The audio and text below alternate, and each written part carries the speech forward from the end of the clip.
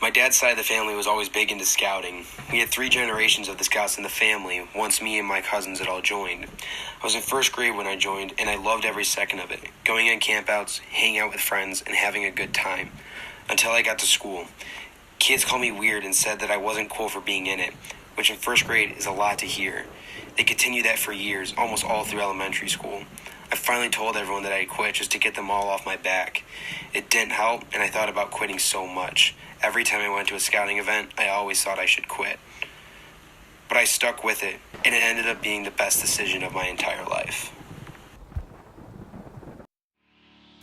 As the years went by and I continued in Scouts, I got to do so many cool things with my best friends. I got to go on some awesome camping trips with my friends and my family. While this is only a 22, it's still really cool to shoot when you're in middle school. We got to go on a lot of hikes too, which is one of my favorite things to do even today. And to this day, one of my favorite things from summer camp is climbing and rappelling using our own knots that we tied.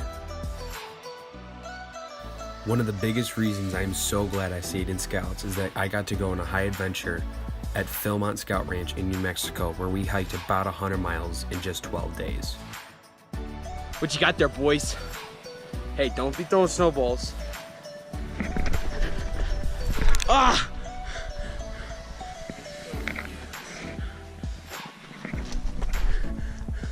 We got to do some really awesome stuff. Not many people get to say that they had a snowball fight in June in New Mexico.